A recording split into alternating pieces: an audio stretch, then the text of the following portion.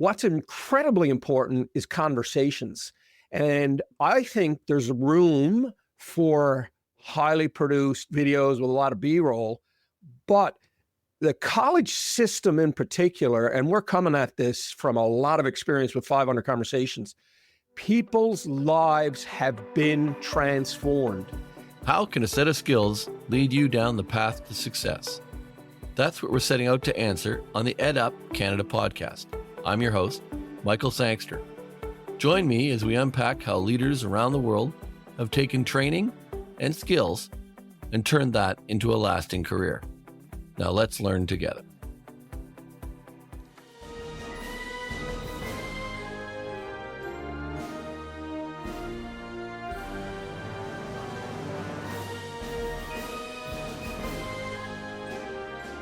Welcome back to the EdUp Canada podcast. I'm Michael Sangster, your host. A little bit under the weather today, but I'm going to get through this because I didn't want to miss the opportunity to get Gerry, Carew, and Allan from Gale Force Winds up talking to us today about the experiences they've had working with the National Association of Career Colleges, but more importantly, working with the students and the instructors at a bunch of our colleges across the country. Their unique video style has created a really good mix of storytelling for the National Association, plus for these colleges.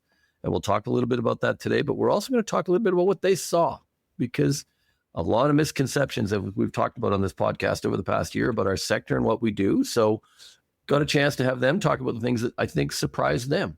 And it's valuable because they go to community colleges, they go to universities as well. And I know I've talked to them and they know, like we do, there's value for everybody in this system. So I'm going to go to Allan here first and let him introduce himself a bit and his history and his experience. Thanks, Michael.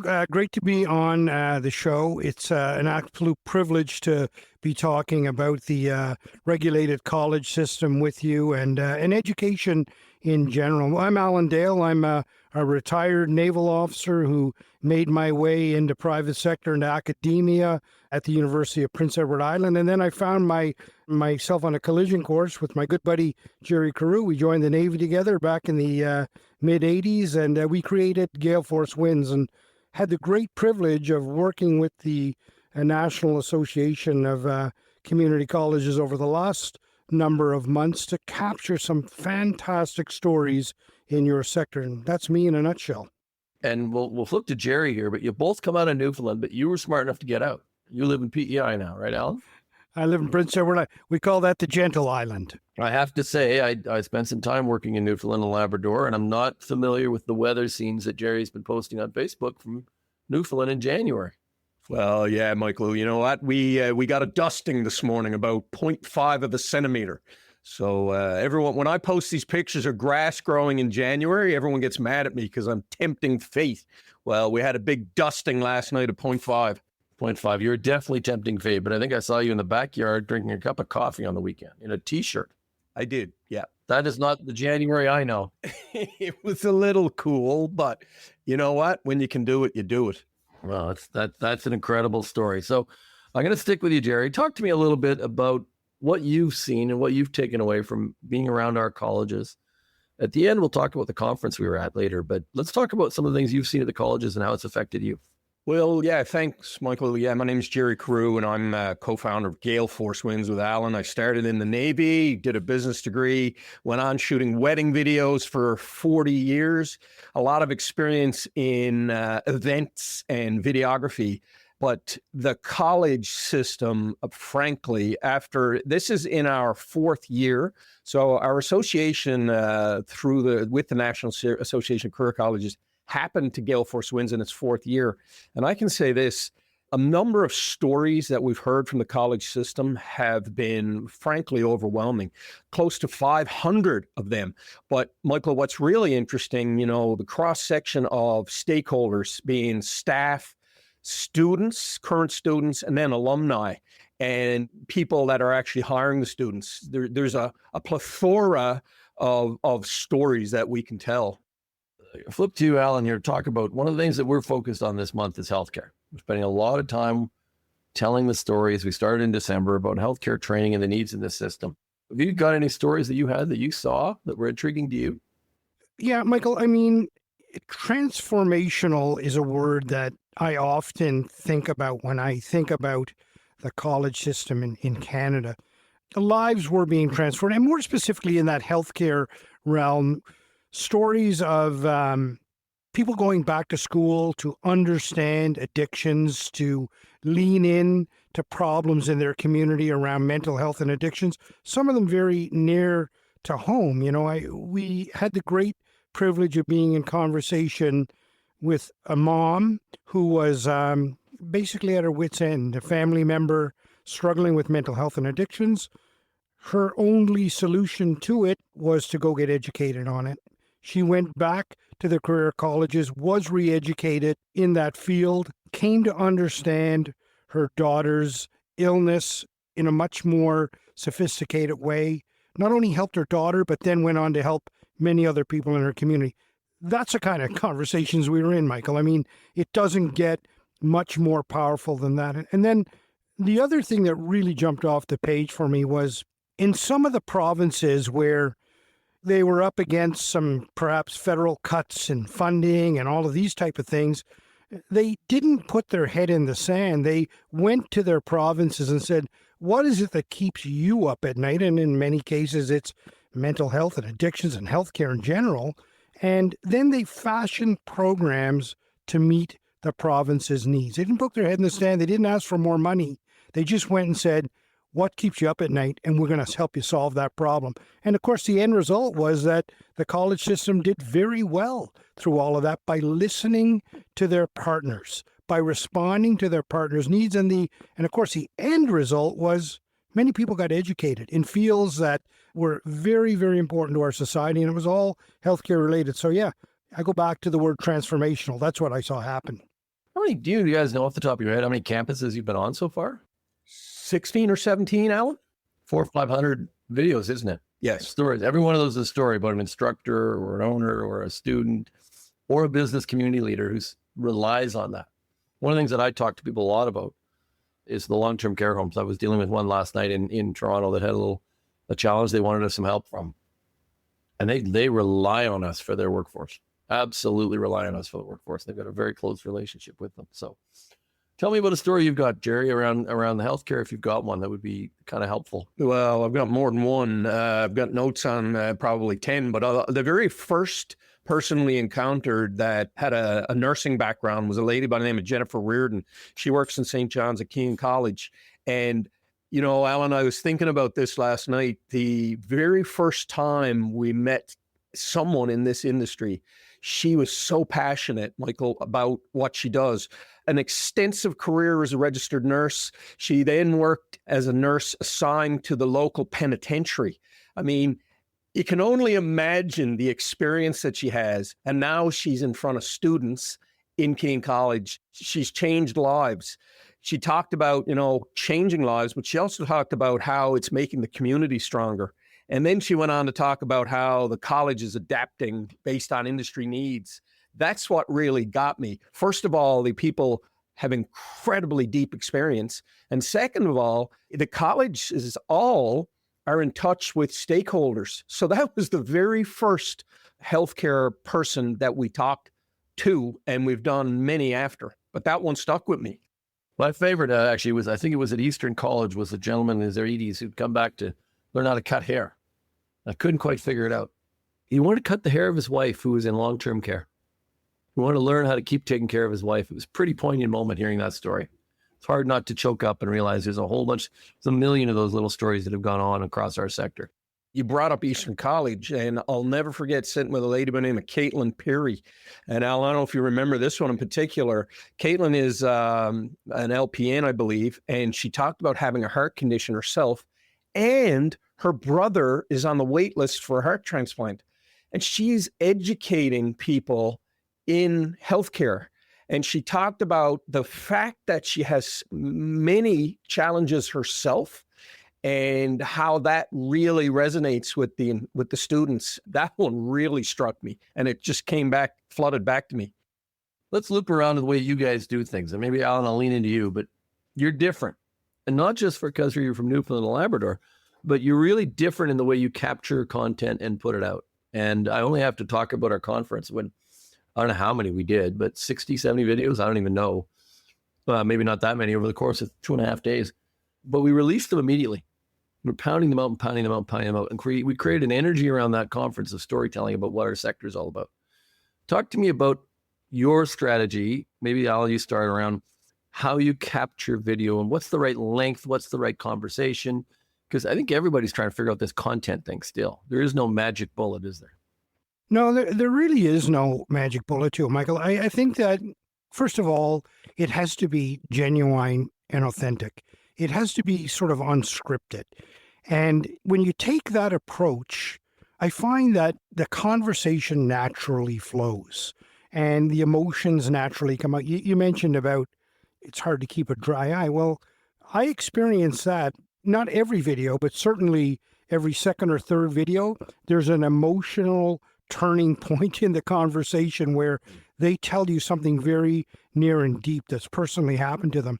So when you talk about in the context of a powerful conversation like that, you can't really put a time on it. You just got to let it naturally flow. But what we're finding is a lot of these conversations can sort of spill out anywhere between sort of 5 and 10 minutes. The conversation comes out. It's a nice consumable amount of time that you can listen to a very impactful story. And it's not just from the people that are experiencing it. I'm telling you, like, it's emotional for the community partners to talk about it. It's emotional for the industry leaders to talk about it. It's emotional for the politicians to talk about it, because when you talk about healthcare in your sector, you're making an incredible impact. So our style is to let the conversation flow naturally, and we find that somewhere between 5 and 10 minutes. And as long as it's genuine and authentic and there's no scripted conversation to it, which we shy away from, then it goes very smooth. Similar today, I had the pleasure, and I think, Alan, you may have seen the interview with Peter Mansbridge at our conference, but I had the chance to have him on my podcast. I asked him, you've done this a few more times than me. What's the best way to interview somebody? He said, throw out the questions. Respond to the conversation. Do not follow a script. Maybe you have one to get you started. So when we were headed out on the stage, he can't say, put those questions away. We're going to have a conversation like we said we would do. So it's an interesting path to do on. Any other thoughts on this idea, Gerry, of how your magic sauce? Yeah, well, look, I'm going to throw a compliment to you. When I listened to the podcast yesterday you did with Craig Tucker, what I like about the way you do it is very authentic. Like, you throw some humor in there, and this conversation we're having right now. I didn't get good looks. I didn't get smart, so I got to use humor. But, well, I get it. And I throw a lot of humor out there as well, because you might as well have fun when you're doing this. But again, like Alan and I did not prepare for this at all this morning. We could have made notes about who we may throw in as examples, but we didn't. We didn't even talk. And that's the way we like it. We like being on the edge of our seat. Sometimes we trample on each other a little bit, but so what? By the way, we did 51 videos for you at the conference. I just looked it up. It's on our playlist, Gale Force Wins on YouTube. That's WINS. What I'll say to you is that the authenticity is really important. And I've come at this from 40 years in marketing. I've been there. I've been associated with radio and newspapers, done some work in the television side of things. And if you just throw a microphone in someone's face and don't give them any ease, and any ability to be comfortable, they're going to be nervous. Like, this is not a normal thing. And when you look at all those interviews that we did for you and the association, if you're sitting in a chair, sitting next to Alan, and you got lights and you got a microphone, none of that is comfortable. We have to work extremely hard in a very short period of time to make those people comfortable. But let me say this, and you can move on with another point, is that what's incredibly important is conversations. And I think there's room for highly produced videos with a lot of B-roll, but the college system in particular, and we're coming at this from a lot of experience with 500 conversations, people's lives have been transformed. And if you want to throw drone footage into all that and everything, that's distracting. Let's just go eyeball to eyeball and talk about, for 5 minutes, as Alan said, what changed? What did Discovery College and Nanaimo do for you that's now made you able to have a career for the rest of your life? We believe in what we're doing, Michael, I tell you. The truck driver I met from New Brunswick who said he thought he'd work in New Brunswick, he thought he'd work at Tim Hortons his whole life. All of a sudden, he's making close to $100,000 driving a truck all around North America with his wife. I met him at an event. I wish I'd kept his name because I'd love to have him on. I got to find him. And he just was a great storyteller. But him and his wife are traveling around North America now doing things they never thought he'd do. He said, I'm just trying to figure out how to get my truck over to France. I'd like to drive around France for a couple of months. And I think he'll figure out a way to rent one and drive over there. He's just experiencing a life he never thought he'd have because he went to truck and heavy equipment college. Now, we're talking about healthcare right now a lot, but it's these stories, they just keep coming at you. So I'm interested. How long, by the way, we should mention it. How long did you both serve in the Navy? Oh, I was just a pup. I did 9 years in the reserves. Allan is the serious, gave serious service to our nation. And you can tell him, Allan, how long you served. 3.5 decades. 35 years. Yeah. What's worse, being on a ship or doing a wedding video? Dealing with the bride or dealing with the captain? Go ahead, Gerry. Listen, I don't know if you want to go down that road. After 40 years shooting weddings and many people in the wedding getting inebriated, I have a lot of stories. They do nothing for my marketing, but I will not get into it here on the podcast today. Some of you will know I actually own a restaurant. It's a wedding venue as well. So I've got a lot of brides and grooms, and the vast majority of them are amazing. Once in a while, it's a special day. I'll tell one quick story. A bride gets into a car, the groom slammed the door and it hit her finger. And when she pulled her hand in, her tip of her finger was bleeding and blood all over her dress, just as they were going to get their photography done. That will tell you, that was probably the worst case scenario I saw. But anyway. See, I've seen some good ones. The vast majority are really, really good, but it's fun to watch. Let's talk a little bit about the skills, personally, both of you. The skill that made you successful and when you got it. Did you get it earlier in your career? Is it something you had to develop? You both are very comfortable. I would say, like myself, just sit and talk. But what is the skill that you think made you most successful? I'll say I'm passion for what we do. That's not necessarily a skill, but if you don't have the passion, it's really hard to develop the skill. And I can tell you this, and I'll let Allan talk. He does most of the interviews. I have practiced and I do a lot of consulting with people to help them be better on camera. And frankly, looking in a mirror, taking your phone, and now, in today's day and age, you can record yourself. It does take practice because this is not a natural process. And I've done a lot of practice. And frankly, that helps develop your skill set, Allan. Before you go on, really good point. We work with a firm called Crestview Strategy, and they were doing media training for me every 3 months. And we did one on a Friday afternoon, not a lot of warning, put me in a room and started hitting me with questions. Monday morning, the Minister of Immigration got up and completely changed the entire international student system in Canada. And I was on CBC National right after him and CBC Power and Politics. And I was ready to go because we trained and practiced on Fridays. It's a skill. It's not a gift. It's a skill. I guess for me, Michael, if I sort of reflect back on my professional journey, I think it's really the ability to sort of actively listen and be curious, right? That to me has been sort of what's gotten me through a lot of the times. And whether that's as a young officer in the Navy, listening to the chiefs and petty officers and the senior sailors that sort of have been there and done the business, and your ability to listen to what they're saying, I think was very important. And then I moved that on into the private sector and then into academia, and ability to listen before you kind of talk.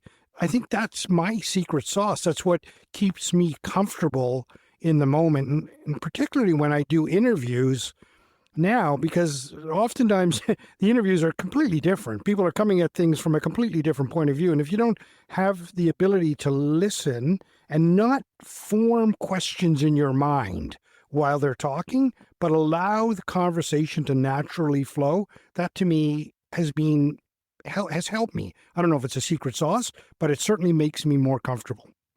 Can't remember how many of these we've done. It's in the 40s or the 50s, but I don't have a note in front of me today. When I started, there was a script sent to not anymore. It's let's just talk. Here's some things we'd like to talk about, but let's have a real genuine conversation. And it's amazing how it lined up with exactly what Peter Mansbridge said. And I think he's a fairly good interviewer compared to any of us.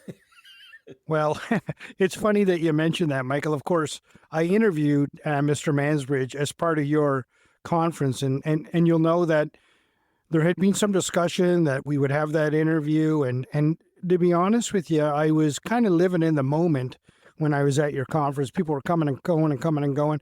And I had stepped out to go to the washroom. And when I came back, I sat in my chair and I looked to the technical fellow that I was working with. He was a young guy. He was only 20 years old, a technical guy that day working with us.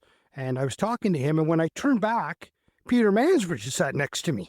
And I mean, I had no time to prepare, so I had no time to get nervous. But I got to tell you, he was very kind with me in that interview. But the funniest part of that whole story was my technical person went over and said, could I get your name, please? And what do you do? He had no idea who Peter Mansbridge was, so it relaxed everybody in the moment.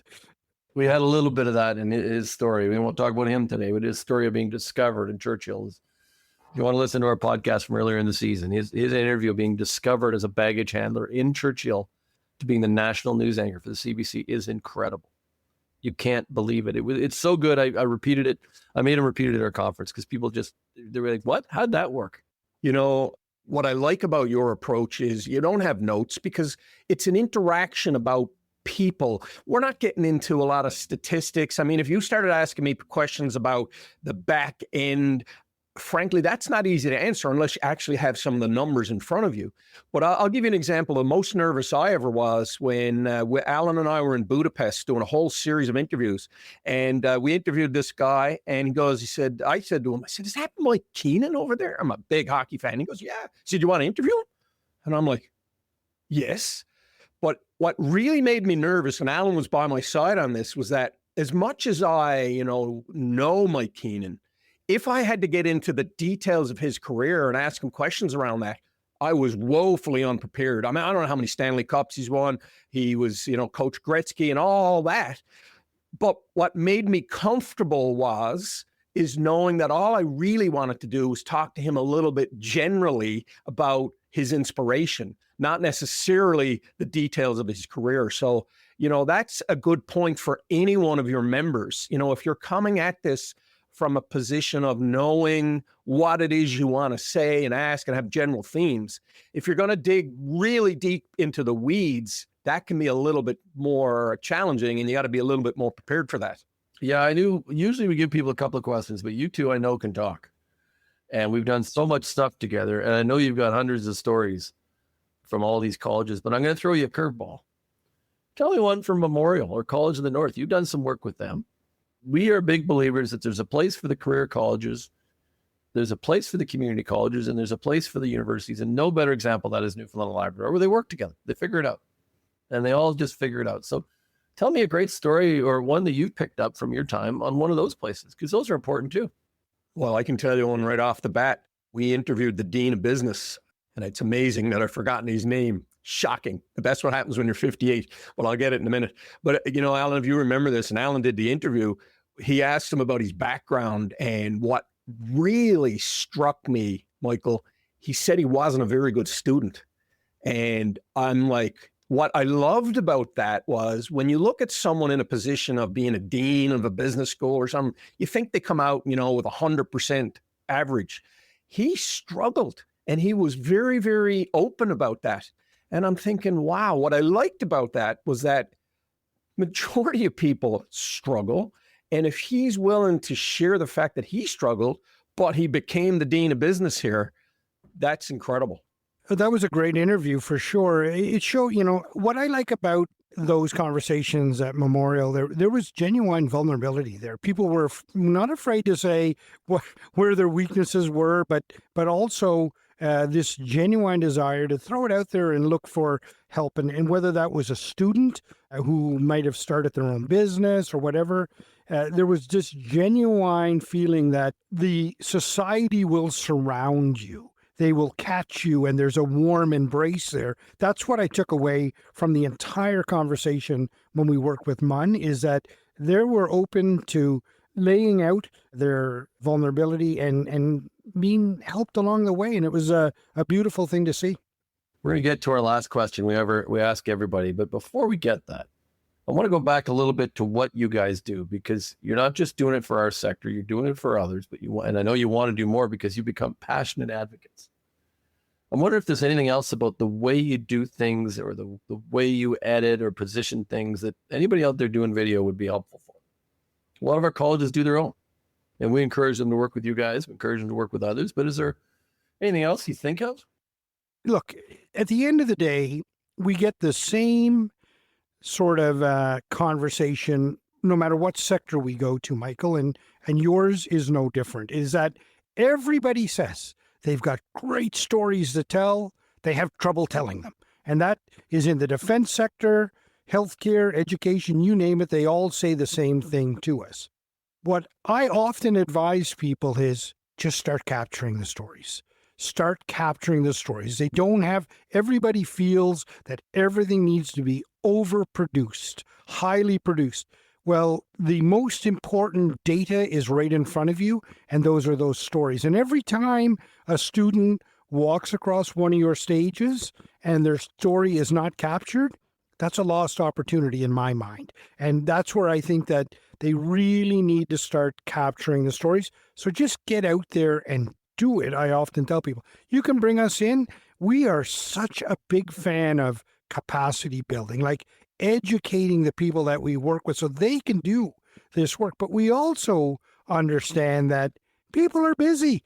They don't have time to do all this. That's where we come in. We create a tremendous amount of content in a short amount of time and kickstart their whole storytelling journey. But at the end of the day, they can do most of this stuff themselves with the tools they have in front of them. It's interesting. One of my goals this year is to get you guys filming more graduation ceremonies because people don't realize. And one of the great things about these colleges, a lot of them don't limit the crowd. You know, I went to the Queens for my two daughters, and I think we were limited to 6 guests or 4 guests. I can't remember, maybe 5.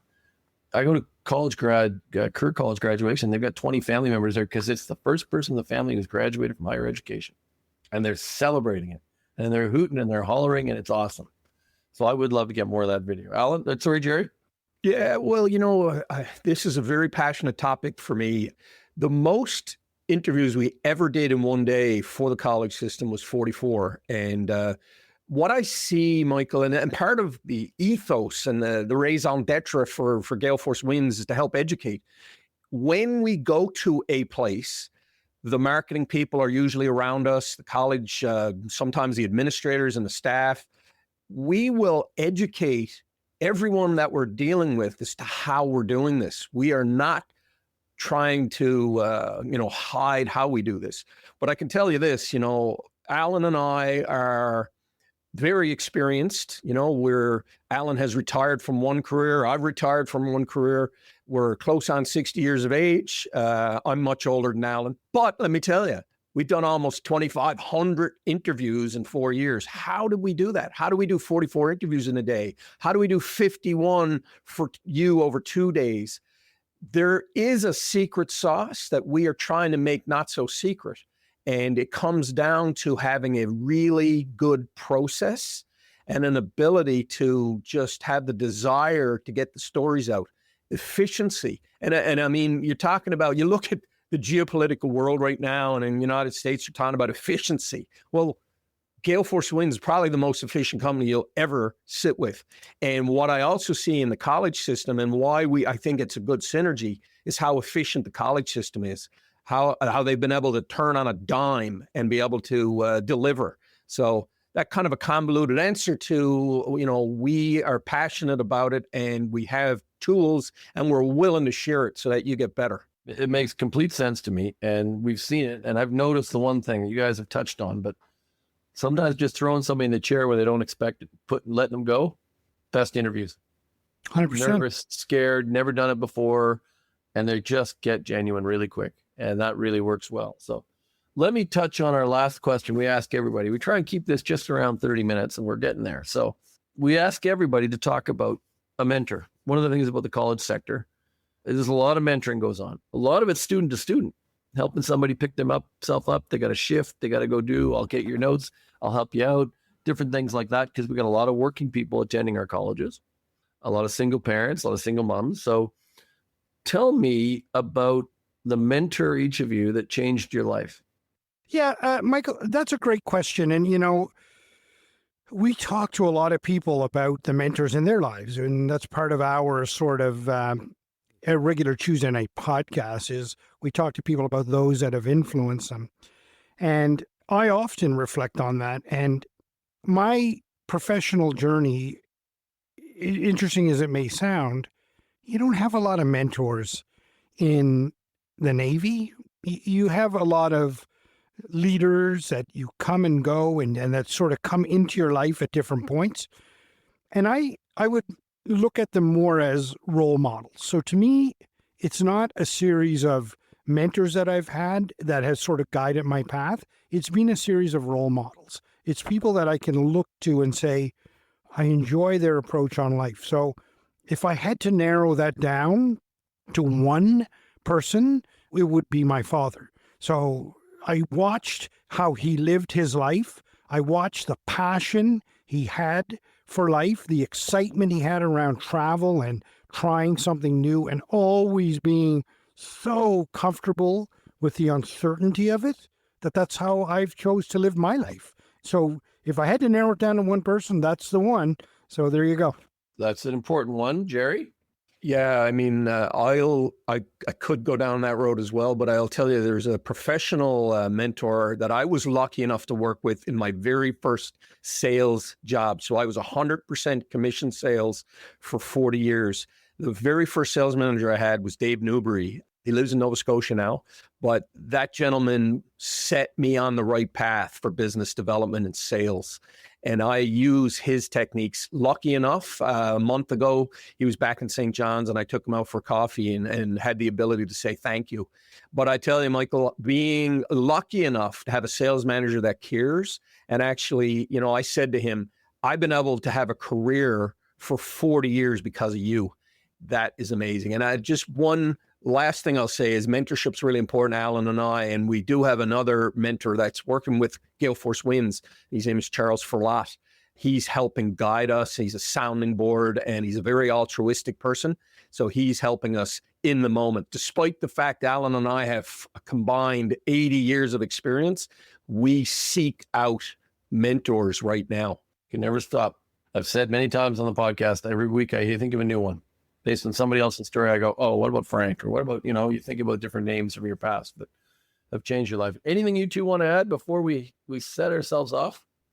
Well, I think for me, Michael, we've gotten as much satisfaction out of working with your sector as we could possibly have imagined. I mean, it's been unbelievable.